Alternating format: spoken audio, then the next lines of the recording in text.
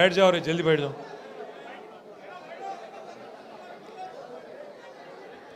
गौरव మాజీ శాసనసభ్యులు సోదరులు శ్రీ ఆల వెంకటేశ్వర రెడ్డి గారు, గౌరవ మాజీ శాసనసభ్యులు సోదరులు శ్రీ జీవన్ రెడ్డి గారు, మేడ్చల్ జిల్లా బీఆర్ఎస్ పార్టీ అధ్యక్షులు శాసన మండలి సభ్యుడు తమ్ముడు మన యువజన విభాగం అధ్యక్షుడు శ్రీ శంబిపూర్ రాజు గారు, మల్కాజ్గిరి పార్లమెంట్ నుంచి మన అభ్యర్థిగా పోటీ చేసిన గౌరవనీయులు శ్రీ రాగిడి లక్ష్మారెడ్డి గారు, గౌరవనీయులు మన రాష్ట్ర స్థాయిలో కార్పొరేషన్ల చైర్మన్లుగా పనిచేసిన సోదరులు పెద్దలు శ్రీ అల్లిపురం వెంకటేశ్వర రెడ్డి గారు, మరొక సోదరుడు శ్రీ సామా వెంకటరెడ్డి గారు, మాజీ కార్పొరేటర్ గారు సోదరి శ్రీమతి బొబ్బ నవతారెడ్డి గారు, మా శ్రీనివాస్ అన్న గారు, అట్లాగే మరి మా కొమిరిశెట్టి సాయిబాబా గారు, సతీష్ అన్న గారు, రవీందర్ యాదవ్ గారు, సంగారెడ్డి గారు, అట్లాగే మా హరీష్ అన్న గారు, ఇంకా పేరు పేరున వేదిక మీద ఉన్న వాళ్లకు, వేదిక ముందున్న వాళ్లకు పేరు పేరున మా తమ్ముడు రవీందర్ యాదవ్కు, అట్లాగే వేదిక ముందున్న మా ఆడబిడ్డలకు, అన్నదమ్ముళ్లకు, సంటి పిల్లలను కూడా తీసుకొచ్చిన మా ఆడబిడ్డలకు, అట్లాగే వచ్చిన మా పత్రికా మిత్రులకు పేరు పేరున అనిల్ రెడ్డి గారు వెంబడ ఇవాళ కదిలి వచ్చిన మా తమ్ముళ్లకు, అనిల్ రెడ్డి గారు మరి అన్న నేను మళ్ళీ తిరిగి కేసీఆర్ గారి నాయకత్వంలో అయితేనే తెలంగాణకు న్యాయం జరుగుతుంది కాబట్టి నేను కలిసి వస్తా, కానీ మీరు మా వాళ్ళందరినీ కలవాలంటే తెలంగాణ భవన్కు రావాలంటే ఒక 1000 మంది వస్తాం, కానీ మీరు ఆల్విన్ కాలనీకి వస్తే ఒక 5-6 వేల మంది వస్తారన్నా, మీరు రావాలి అని అడిగిండు. నేను చెప్పిన ఎక్కువ మందిని కలుసుడే సంతోషం తమ్మి, నేనే వస్తా అని చెప్పిన. పాపం తమ్ముడు అక్కడనే ఒక ఫంక్షన్ హాల్ బుకింగ్ చేసిండు, అన్ని మొత్తం మిమ్మల్ని అందరినీ పిలిచిండు. పిలిస్తే ఇక మీ ఎమ్మెల్యే గారు కేసీఆర్ దయతోని మీ ఆశీర్వాదంతో మీరందరూ ఓట్లేస్తే కారు గుర్తు మీద గెలిచిన ఎమ్మెల్యే ఇవాళ మరి మన పార్టీలకు అనిల్ రెడ్డి వస్తానంటే ఆ ఫంక్షన్ హాల్లోనికి ఫోన్ చేసి బెదిరించిండట. అట్లెట్లు ఇస్తావు, ఏం సంగతి నీకు, నీ సంగతి చూసుకుంటా, మా వెనక వీడున్నాడు వాడున్నాడు అని చెప్పి ఆయన చెప్పిండట. పాపం ఫంక్షన్ హాల్ ఆయన భయపడి ఆయన వెనకకు పోయిండు. దాంతో అనిల్ని ఇంకా చాలా ఇబ్బంది పెట్టిండ్రు, ఇంకా చాలా చాలా బెదిరించే ప్రయత్నం కూడా చేసినారు. కానీ సతీష్ను కూడా, మన ఎర్రబెల్లి సతీష్ని కూడా ఇబ్బంది పెట్టినారు, ఇబ్బంది పెట్టే ప్రయత్నం చేస్తూనే ఉన్నారు. కానీ ఇవాళ మొక్కవోని ధైర్యంతో వేలాదిగా మా ఆడబిడ్డలను అన్నదమ్ములను తీసుకొని పార్టీలోకి విచ్చేస్తున్న మీకు మళ్ళొక్కసారి తిరిగి హృదయపూర్వకంగా స్వాగతం సుస్వాగతం తెలియజేస్తూ, ఒకటి మాత్రం పక్కా, 2 ఏళ్ళు అయిపోయింది ప్రభుత్వం వచ్చి, మీరు చూస్తున్నారు ఏం జరిగిందయ్యా. కాంగ్రెస్ ప్రభుత్వం మార్పు మార్పు మార్పు అని చెప్పి ఊదరగొట్టి ప్రజలకు హామీలిచ్చి అధికారంలోకి వచ్చి 2 ఏళ్ళయి ఏం జరిగింది ఏం ఒరిగింది అంటే 3 జరుగుతున్నాయి. కూల్చివేతలు, పేల్చివేతలు, ఎగవేతలు. గంతే ఈ ప్రభుత్వం ఏందయ్యా అంటే కట్టే కొట్టే తెచ్చే అని చెప్పినట్టు కూల్చివేతలు, పేల్చివేతలు, ఎగవేతలు. కూల్చివేతలు హైడ్రాన్ పెట్టి పేదోళ్ళ ఇల్లు కూలగొట్టుడు, మొత్తం ఆల్విన్ కాలనీకి వెళ్ళి మొదలు పెడితే అన్ని బస్తీలలో ఇల్లు కూలగొట్టుడు తప్ప ఒక్క హైదరాబాద్లో ఒక్క ఇటుక పెట్టింది లేదు, ఒక ఇల్లు కట్టింది లేదు. ఇందిరమ్మ పేరు చెప్పుకొని బతుకుడు తప్ప ఒక్కటంటే ఒక్కటి మంచి పని మాత్రం గరీబోళ్లకు చేసింది లేదు ఈ ప్రభుత్వం వచ్చినాక.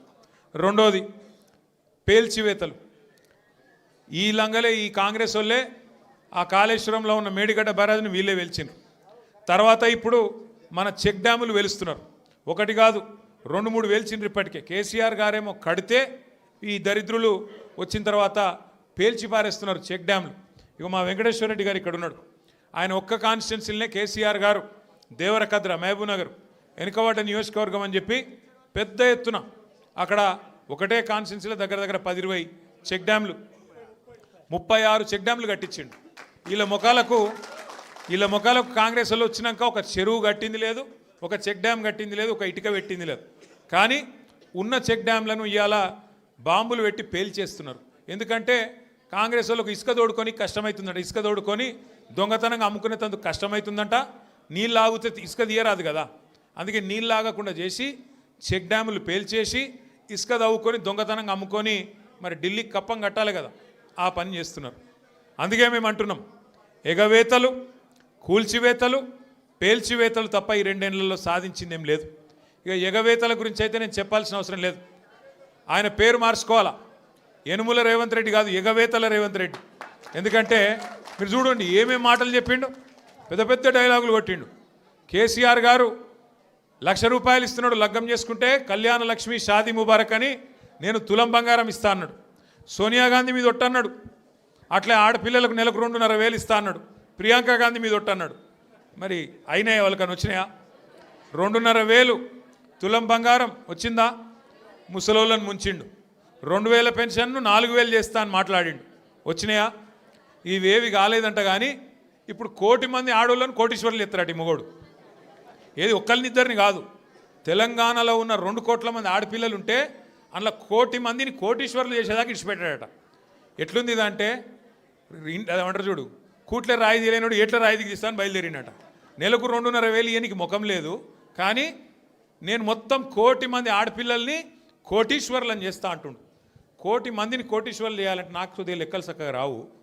1,00,000 మందిని కోటీశ్వర్లు చేయాలంటే ఎన్ని కోట్లు కావాలి తల్లి? 1,00,000 కోట్లు కావాలి. మరి మన బడ్జెట్ ఎంత? 3,00,000 కోట్లు. ఎన్ని రోజులు కావాలి మరి? మీరు నేను బతుకుంటామా?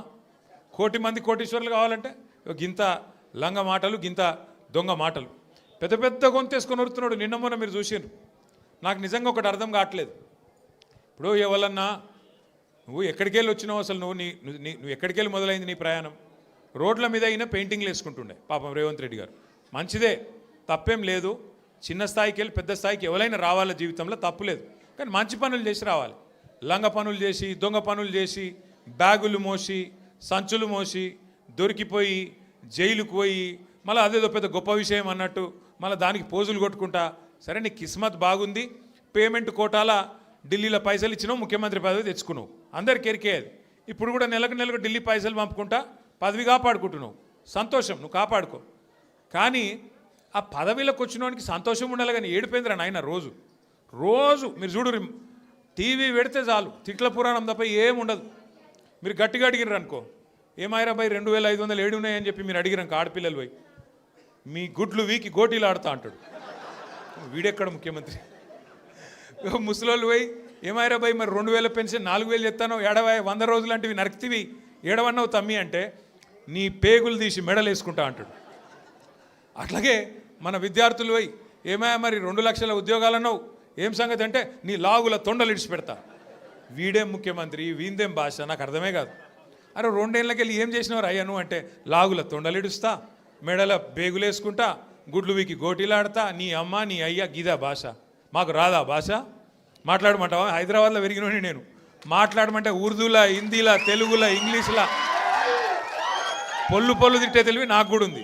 మాకు కూడా వస్తుంది భాష. హైదరాబాద్ గల్లీలలో పెరిగిన నేను. నువ్వేడో ఊరికెళ్ళి వచ్చినావు, సరే రా పర్వాలేదు, నీ అదృష్టం బాగుంది, ముఖ్యమంత్రి అయినావు, చేయి. రోజు ఏడుచుడు ఎందుకు? మేము ప్రతిపక్షంలో ఉన్నాం, నువ్వు అధికారంలో ఉన్నావు.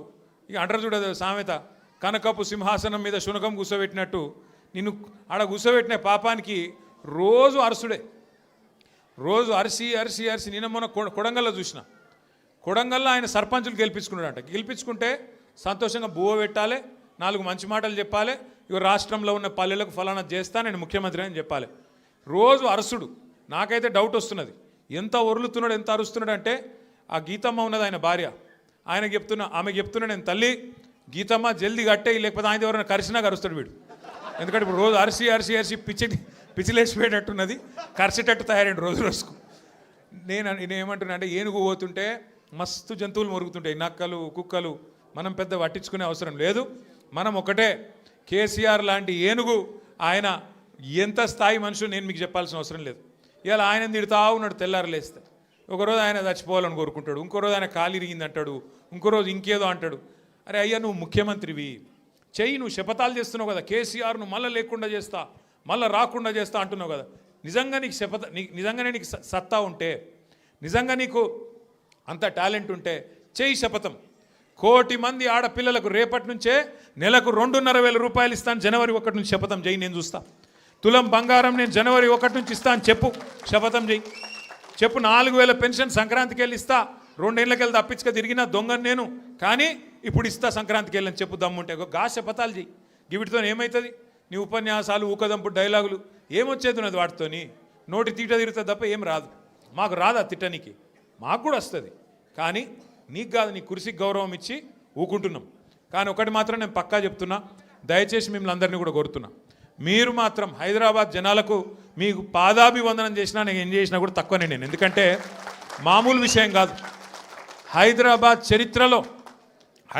చరిత్రలో ఎన్నడూ వరుసగా 2 సార్లు, ఒకసారి కాదు, కార్పొరేషన్ ఎన్నికల్లో ఎవ్వలతో సంబంధం లేకుండా డైరెక్ట్గా టీఆర్ఎస్ పార్టీని, బీఆర్ఎస్ పార్టీని మీరు గుండెల్లో పెట్టుకొని గెలిపించి మమ్మల్ని మళ్ళీ కార్పొరేషన్ 2వ సారి కూడా మా చేతిలో పెట్టింది. అట్లాగే మొన్న శాసనసభ ఎన్నికల్లో కులం లేదు, మతం లేదు, అన్ని కులాలు, అన్ని మతాలు, హిందువులు, ముస్లింలు, క్రిస్టియన్లు గుండెల్లో పెట్టుకున్నారు గులాబీ జెండాను. 24 సీట్లు హైదరాబాద్లో ఉంటే ఒక్క సీటు కూడా మీరు కాంగ్రెస్కి ఇవ్వలే. ఒక్కటంటే ఒక్క సీటు ఇవ్వలే కాంగ్రెస్కు, నమ్మలే మీరు. అట్లాగే ఒక్క సీటు అడ్డిమారి గుడ్డి దెబ్బల బీజేపీకి పోయింది, ఒక్క సీటు తప్ప మొత్తం సీట్లు బీఆర్ఎస్కే మీరు అప్పచెప్పిండ్రు. మీకు అందుకే పాదాభివందనం చేసినా తక్కువనే, మీరు చేసిన మరి మేలుకు. నేను మీకు ఒకటే మాట ఇస్తున్నా, శేర్లింగంపల్లి నియోజకవర్గంలో గత 10 సంవత్సరాల్లో కేసీఆర్ గారి నాయకత్వంలో 10,000 కోట్ల రూపాయలతో మనం అభివృద్ధి కార్యక్రమాలు చేసుకున్నాం. ఫ్లైఓవర్లు, అండర్ పాస్లు, మంచినీళ్ళు, సీసీ రోడ్లు, మోరీలు చేయగలిగితే మంచి చేసినాం. 1,00,000 డబుల్ బెడ్రూమ్ ఇల్లు కట్టిన మొత్తం హైదరాబాద్ కలిపి, అందులో శేర్లింగంపల్లికి కూడా ఒక 4,000 వచ్చినాయి. సరే, పిండి కొద్ది రొట్టె ఇంకా కూడా చేయాలని ఉండే, ఈసారి చేద్దాం ఇంకా అన్ననే ఒక ఆరాటం ఉండే. కానీ ఇవాళ కాంగ్రెస్కి అధికారం వచ్చింది. ఊర్లలో ఉండే ప్రజలు వీళ్ళు చూపెట్టిన ఆశలకు మోసపోయి వాళ్ళకు ఓట్లేసిండ్రు. ఓట్లేసిన వాళ్ళే ఇవాళ బాధపడి సర్పంచ్ ఎన్నికలు వస్తే మళ్ళా మంచిగా కాంగ్రెస్కు బుద్ధి చెప్పి 40% దాకా సర్పంచులు మనోళ్ళని గెలిపించినారు. రేపు నిజంగా మార్పు అంటే ఒక ఇది మార్పుకు సంకేతం. నిజమైన మార్పు ఊర్లలో స్టార్ట్ అయింది. హైదరాబాద్లో కూడా చాలా అవుతుంది. ఎందుకంటే చూస్తున్నారు అందరూ, నిజంగా వీళ్ళతో ఏమైనా అవుతుందా, ఏమైనా చేస్తారా అని. ఒక్కసారి మీరు ఆలోచన చేయండి. ఎట్లున్నది ప్రభుత్వం ఇవాళ? రెవెన్యూ మంత్రి కొడుకేమో గుండగాళ్ళని వేసుకపోయి ఇవాళ భూముల మీద పడ్డాడు, భూములలో పడి కబ్జాలు చేస్తున్నాడు. ఆయన మీద పాపం ఒక ఆయన ఎస్ఐయో సిఐఓ, ఆయన ఇన్స్పెక్టర్, ఆయన హబీబుల్లా ఖాన్, ఆయన పేరు హబీబుల్లా ఖాన్ అని చెప్పి నిజాయితీ గల పోలీస్ ఆఫీసరు రెవెన్యూ మంత్రి కొడుకు దౌర్జన్యం చేస్తుంటే, భూముల కబ్జా చేస్తుంటే ఆయన మీద కేసు పెట్టిండు. కేసు పెడితే ఇప్పుడు ఆ పోలీస్ ఆయన తీసుకుపోయి ఎక్కడనో లూప్ లైన్లో వారేసిండ్రు. హబీబుల్లా ఖాన్కు ఇవాళ నిజాయితీగా పనిచేసినందుకు నజరానా ఇచ్చిండ్రు. ఏం నజరానా ఇచ్చిండ్రు? తీసుకుపోయి ట్రాన్స్ఫర్ చేసి ఎక్కడనో ఊరవతల వారేసినారు. అట్లే ఇంకో మంత్రి బిడ్డ చెప్తున్నది, తుపాకీ పెట్టినట పారిశ్రామికవేత్తలకు తలకు. ముఖ్యమంత్రి గారి ఇంటెన్క గెస్ట్ హౌస్లో తుపాకీ తలకు పెట్టి పైసలు వసూలు చేస్తున్నారు. ఇక ఇట్లా తయారైంది. ఇక మీ ఎమ్మెల్యే ఉన్నాడు, పేరేమో గాంధీ, చేసే పనులన్నీ గాడిసే పనులు, ఒక్కటి సక్కడి పని లేదు. 11 ఎకరాలు కబ్జా పెట్టిండు కుత్బుల్లాపూర్లో. 11 ఎకరాలు కబ్జా పెట్టిండు. మొన్న మనోళ్ళందరూ పోయినరు కబ్జా పెట్టి. ఇప్పుడు ఆ కబ్జా పెట్టిన భూమి కోసం మీరు గెలిపిస్తే బీఆర్ఎస్ పార్టీలా అందులో పోయి చొరవడ్డాడు. ఎంత గలీజ్ అంటే పరిస్థితి. వీళ్ళ పరిస్థితి ఎట్లా తయారైందంటే ఎమ్మెల్యేలది మన పార్టీలోకి వెళ్ళిపోయి ఆ పార్టీలో చేరినోళ్ళది. ఇవాళ వాళ్ళు ఏ పార్టీ చెప్పుకోలేని పరిస్థితులు ఉన్నారు. ఏమాయిరాబాయ్ నువ్వు కాంగ్రెస్ పార్టీ బీఆర్ఎస్ పార్టీ అంటే ఎమ్మెల్యేలు స్పీకర్ గారికేమో మేము బీఆర్ఎస్ పార్టీ అని ఉత్తరం రాస్తున్నారు, బయటనేమో కాంగ్రెస్ కండువాలు వేసుకొని తిరుగుతున్నారు. ఇక స్పీకర్ గారేమో కళ్ళుండి చూడలేని ధృతరాష్ట్రుడు అయిపోయింది పాపం. ఆయన కనబడతలేదంట. గాంధీ కాంగ్రెస్లో తిరిగేది మీ అందరికీ తెలుసు గల్లీలలో అని స్పీకర్కు తెలుస్తలేదంట. గాంధీ మంచోడు, చాలా మంచోడు, ఆయన బీఆర్ఎస్ పార్టీలోనే ఉన్నాను అన్నాడు. మరి బీఆర్ఎస్ పార్టీలు ఉంటే ఇలా బీఆర్ఎస్ పార్టీలో అనిల్ రెడ్డి చేరుతుంటే మరి గాంధీ ఏడి ఉండాలి కదా? ఇక్కడ లోకల్ ఎమ్మెల్యే అంటాడు. నిజంగా మన పార్టీలు ఉంటే ఇక్కడ ఉండాలి కదా. ఇక ఎట్లుందంటే ఇలా పరిస్థితి. ఇప్పుడు మనుషులలో 2 రకాలు ఉంటారు, అయితే లేడీస్ ఆడోళ్ళు లేదా మొగోళ్ళు. మరి ఇప్పుడు మీ ఎమ్మెల్యే ఆడనా మొగనా మాకైతే అర్థమవుతలేదు. ఏమిటిది ఆయన? ఏ పార్టీ? కాంగ్రెసా బీఆర్ఎసా? చెప్పుకొని గంత భయమైంది. ఏమవుతుంది? ఎక్కువ పదవి పోతే ఎలక్షన్ కోదాంపా. మరి నువ్వు ఇంతపాటు సిపాయి అయితే నీ ఇచ్చా నువ్వే నీ సొంత ఫేస్ వాల్యూ మీద గెలిచుంటే రా శేర్లింగంపల్లికి రా, చూసుకుందాం. మళ్ళా వచ్చి రాజీనామా పెట్టి నిలబడు, ఎలక్షన్లో తెలుస్తుంది శేర్లింగంపల్లి జనం కేసీఆర్ దిక్కున్నారని దిక్కున్నారని చెప్తాంపా. ఈ చేతగానోళ్ళు 10 మంది సిగ్గులేనోళ్ళు మీరు గెలిపిస్తే అందులో పోయి జొర్రిను. పోనీ సొరితే అందులో జొరినామని చెప్పొచ్చు కదా. భయం అవుతుంది. ఎందుకంటే చెప్తే పదవి పోతుంది, సిగ్గు లేకుండా మరి ఆ పదవి విడిచిపెట్టకుండా ఇవాళ దిక్కుమాలిన రాజకీయం చేసి ఆఖరికి ఫంక్షన్ హాల్ కిరాయికి తీసుకొని అక్కడికి వస్తాం ఆల్విన్ కాలనీ కంటే నీకెందుకు భయం అవుతుంది? ప్రజాస్వామ్యంలో ఎవరు చెప్పేది వాళ్ళు చెప్తారు, ఆఖరికి ప్రజలు నిర్ణయం తీసుకుంటారు ఎవరు కరెక్టు ఎవరు తప్పు అని. అందుకే నేను మిమ్మల్ని కోరేది, మీ తమ్ముడు అనిల్ రెడ్డి, సతీష్ రావు ఆల్విన్ కాలనీలో బ్రహ్మాండంగా కలిసి పనిచేయాలని చెప్పి నేను కోరుతున్నాను. రేపు 24 డివిజన్లు అయినాయి శేర్లింగంపల్లిలో, 24 డివిజన్లు, 24కి 24 ఒక్కటి పళ్ళు పోకుండా గెలిపించే బాధ్యత మీరు తీసుకోండి. కరెక్ట్ మనుషులకు టికెట్ ఇచ్చే బాధ్యత పార్టీగా మేము తీసుకుంటాం. జిల్లా ప్రెసిడెంట్ గారిని, కుకట్పల్లి ఎమ్మెల్యే గారిని నేను కోరుతున్నా, దయచేసి శేర్లింగంపల్లి నియోజకవర్గంలో ఎమ్మెల్యే లేడు అనే ఇబ్బంది లేకుండా సమన్వయం చేయాలని చెప్పి నేను కోరుతా ఉన్నా. దయచేసి మీరు రాబోయే రోజుల్లో కూడా ఇదే ఐకమత్యాన్ని ప్రదర్శించి చక్కగా ముందుకు పోదాం. ఇప్పుడు అసెంబ్లీ సమావేశాలు వస్తున్నాయి 4 రోజులల్లో. తప్పకుండా శేర్లింగంపల్లికి సంబంధించిన సమస్యలు ఏమైనా ఉంటే మీరు మాకు చెప్పండి. మేము అసెంబ్లీలో కూడా మాట్లాడతాం, శాసన మండలిలో కూడా మాట్లాడతాం. ప్రభుత్వంతో కొట్లాడైనా సరే పని చేయిద్దాం. అట్లాగే రేపు కార్పొరేటర్ ఎలక్షన్లు వచ్చినాక కార్పొరేటర్లు మనోళ్ళే గెలిపించుకుంటే ఎమ్మెల్యే ఏం చేస్తాడు? ఏమవుతుంది ఆయనతో? కార్పొరేషన్ పైసలు చచ్చుకుంటే కార్పొరేటర్ల ద్వారా ఖర్చు పెట్టాల్సి వస్తుంది. ఎమ్మెల్యే దొంగల్లా కలిసిపోయినా మనం మాత్రం గట్టిగా నిలబడదాం, గట్టిగా కొట్లాడదాం, కలిసిమెలిసి ముందుకు నడుద్దాం. ఇక ఈ తెలివితేటలకు కాంగ్రెస్ వాళ్ళు అంటున్నారు, కేసీఆర్ నువ్వు బయటికి రా అన్నారు మొదలు. ఏది కేసీఆర్ గారు పాపం ఆయన పాటికి ఆయన పొలం కాడ పని చేసుకుంటుంటే నువ్వు రా బయటికి అన్నారు. మొన్న వచ్చి ఏం చేసిండు పాపం సారు? ఒక ప్రెస్ మీట్ పెట్టిపోయిండు, మీటింగ్ పెట్టి ప్రెస్కు మాట్లాడిపోయిండు. దానికే ముఖ్యమంత్రికి ముచ్చెమటలు పట్టినాయి, చలిజ్వరం వచ్చింది, దెబ్బకు మరిగా ఇష్టం వచ్చినట్టు ఒర్రుతున్నాడు. ఇప్పుడేమంటున్నాడు? నువ్వు అసెంబ్లీకి రా అంటున్నాడు. బయటికి వస్తే గీడికి వస్తేనే తట్టుకోలేకపోయినావు నువ్వు, అసెంబ్లీకి వస్తే ఆయన గుండాకి సస్తావు, గుండాకి పోతాడు. ముందే ఇంతున్నాడు, ఆయనతో గుండాకి డామ్మంటాడు. ఇప్పుడు ఇవాళ రేపు ఎట్లయిపోయిందంటే నిజంగా బాధ అనిపిస్తుంది. నాకు తిట్టాలని లేదు కానీ బాధ అనిపిస్తుంది. ఇప్పుడు మా లీడరు అన్నది పక్కకు పెట్టు, తెలంగాణ తెచ్చిన నాయకుడు అన్నది పక్కకు పెట్టు, 2 సార్లు ప్రజలు గెలిపించిన ముఖ్యమంత్రి అనేది కూడా పక్కకు పెట్టు. మా నాయన కదా, మా నాయన తిడితే కొడుకుకు రేషం రాదా? ఇక్కడ దాకుంది కోపం, ఇక్కడ దాకుంది. దొరికితే ఎడమకాలు చెప్పు తీసుకొట్టాలని ఉంది. కానీ ఏం చేయాలి? ప్రజాస్వామ్యం. ఎకతక్క మాట్లాడితే మళ్ళీ ఏమంటారు? అగో వీనికి అహంకారం ఉంది రాబోయ్ అంటారు. అహంకారం నాదా ఆయనదా? నేను గుంటూరులో చదువుకున్నా అంటాడు. అరే నేను గుంటూరులో చదువుకుంటే నీకేం వచ్చింది రాబోయ్? నాకు అర్థం కాదు. అప్పుడు ఆంధ్రప్రదేశ్ కలిసి ఉండే, నేను గుంటూరులో చదువుకున్నా, మళ్ళీ హైదరాబాద్లో చదువుకున్నా, పూనాలో చదువుకున్నా, అమెరికాలో చదువుకున్నా, నేను ప్రపంచం అంతా చదువుకున్నా. నీ లెక్క చదువు సందే లేకుండా తిరగలేదు. మీ అమ్మాయి నీకు చక్కగా తోవ చూపెట్టలేదు, నేనేం చేయాలి? దానికి నీ ఏడిపోయింది నా మీద. అవో వీనికి ఇంగ్లీష్ వస్తుంది అంటాడు. అరే నాకు వస్తే నీకేం నొప్పిరా నాయన? నేర్చుకో. నేను హిందీ నేర్చుకున్నా, ఉర్దూ నేర్చుకున్నా, రేపు అవసరమైతే గోర్మాటి భాష నేర్చుకుంటా. నువ్వు నేర్చుకో. నేను ఎవడన్నా ఆపిండా? నిన్ను వద్దన్నాడు ఎవడన్నా? నువ్వు కూడా నేర్చుకో. దానికి కూడా ఏడిపోయి నా మీద. నేనేం చేసిన? ఇంకొక అంటే నాకు ఎక్కడ గమ్మత్ అనిపిస్తుంది అంటే, నేను ఆంధ్రాకి పోయి ఇంటర్మీడియట్ చదువుకుంటే తప్పట, కానీ ఆయన ఆంధ్రాకి వెళ్ళి అల్లుడిని మాత్రం తెచ్చుకోవచ్చట. ఈ అమ్మ ఇది ఎక్కడ కథరా పోయి. అందుకే ఇక ఆయన పేరు ఏం పెట్టినట్టుగా నేను ఇట్లా లాభం లేదని చెప్పి మనోని పేరుగా అల్లుడు భీమవరం కదా, అందుకే ఈయన చిట్టినాయుడు పేరు కూడా భీమవరం బుల్లోడు అని పెడితే అయిపోతుంది. ఓకే వెలుగు భీమవరం బుల్లోడు మనకు నీతులు చెప్తున్నాడు. అరే ఆంధ్ర అంటే మరి ఆంధ్ర వాళ్ళ ఓట్లు కావాలి, ఆంధ్ర వాళ్ళ చుట్టూ తిరగాలి, కానీ మళ్ళీ ఆంధ్రాని మాత్రం నేను పోయి చదువుకుంటే నీకు నచ్చినది. నీకేం బాధ అవుతుంది? నాకు అర్థం కాదు. ఇంకొక మాట నాకు అర్థమే కాదు. ఇప్పుడు ఇక్కడ ఉన్నారు మీరు, ఇంతమంది ఉన్నారు, చాలామంది పిల్లలు మన హైదరాబాద్కి వెళ్ళి మన తెలుగు రాష్ట్రాలకు వెళ్ళి చాలామంది చదువు కోసమో ఉద్యోగం కోసమో వేరే దేశాలకు పోతారు. అమెరికా పోతారు, లండన్ పోతారు, ఆస్ట్రేలియా పోతారు, ఇంకొక ఆడికి పోతారు. ఆ దేశాలలో ఇళ్ళలో నౌకర్లు ఉండరు కదా. ఆ దేశాలలో ఏం చేయాలి? మనది మనమే పని చేసుకోవాలి, మన బట్టలు మనమే ఉతుక్కోవాలి, మన వంట మనమే వాడుకోవాలి, మన టాయిలెట్ మనమే క్లీన్ చేసుకోవాలి. ఈ పిచ్చోనికా ఏం తెలియదు, చదువుకున్న బాపత అయితేనేమో తెలుస్తుండే. ఇక మాట్లాడతాడు ఏమంటాడు? వీడు ఇప్పటికీ అమెరికాలో బాత్రూమ్లు కడుగుతూనే అంటాడు నన్ను. అరే అమెరికాలో నా బాత్రూమ్ నేను కడుక్కున్నా, నీకేం వచ్చింది రాబాయ్? నాకు అర్థం కాదు. అమెరికాలో ఎవరిది వాళ్ళు చూసుకుంటారు, పని చేసుకుంటే కూడా తప్పేనా? ఎవరి ఇళ్ళలో వాళ్ళు బాసాన్లు తోముకుంటే తప్ప, ఎవరి ఇళ్ళలో వాళ్ళు బట్టలు ఉతుకుంటే తప్ప? అంటే మరి మా ఆడపిల్లలు మీరందరూ ఉన్నారు, ఇంటి పని అంతా మీరే చేస్తారు, మరి ఇంటి పని మొత్తం మీరు చేస్తే తప్ప అది? అట్లా మేము కూడా చదువుకున్నప్పుడు అమెరికాలో ఇంట్లో ఎవడుంటాడు? మరి ఎవరి పనాలు చేసుకోవాలి, ఎవరి గిన్నెలాలు దోముకోవాలి, ఎవరి బట్టలాలు ఉతుక్కోవాలి, ఎవరి టాయిలెట్లు క్లీన్ చేసుకోవాలి. తప్పేమున్నది అలా? దాన్ని పట్టుకొని టాయిలెట్లు క్లీన్ చేసేటోడు నీ లెక్క సంచులు మోయలే, నీ లెక్క దొంగ పనులు అయితే నేను చేయలే. ఇంకొక మాట ఏమంటాడు? నేనట మా అయ్య పేరు చెప్పుకొని బతుకుతున్నా అంట. అవు మా అయ్య గొప్పోడు, మా అయ్య తెలంగాణ తెచ్చిన మొగోడు మునగాడు బరాబర్ చెప్పుకుంటా. తప్పేమున్నది? మా అయ్య పేరు నేను కాకపోతే ఎవడు చెప్పుకుంటా, నాకు అర్థం కాదు. మా అయ్య మొగోడు మునగాడు తెలంగాణ తెచ్చినోడు బరాబర్ చెప్తా.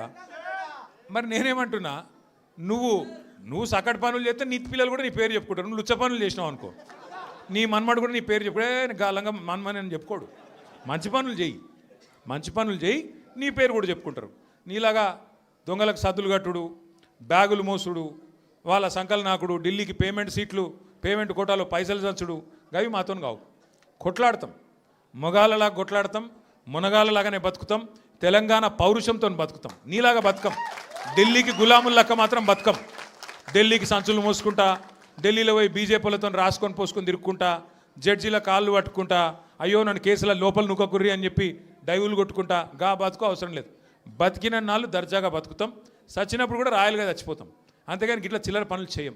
మీకు దయచేసి నేను ఒకటే కోరుతున్నా, ఆయన మళ్ళా అంటుండు కేసీఆర్ నట ముఖ్యమంత్రి కానియాడంట.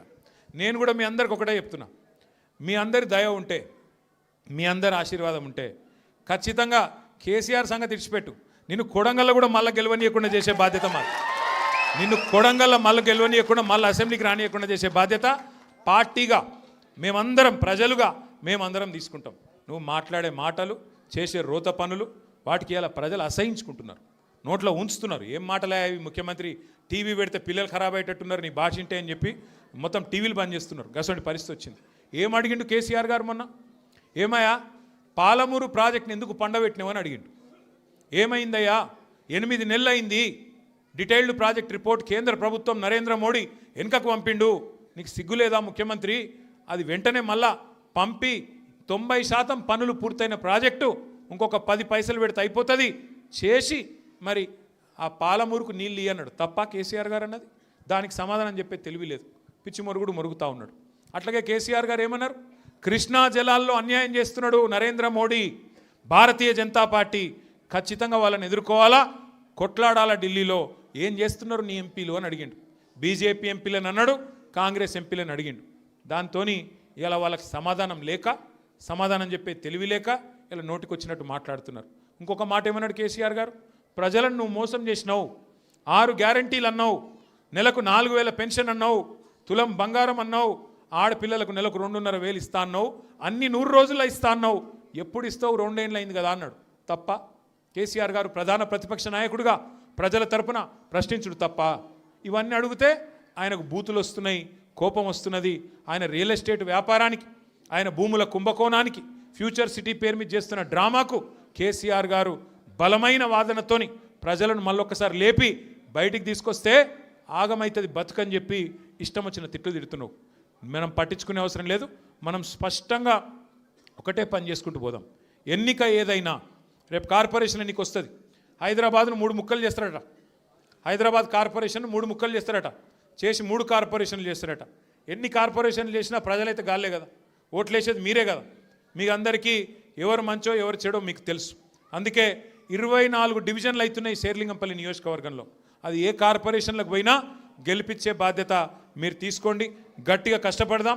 ఈ ఒక్క సంవత్సరం 2026 ఒక్కటి గట్టిగా కష్టపడితే ఇక 27లో దాదాపుగా ఎలక్షన్ వాతావరణం రాని వస్తుంది.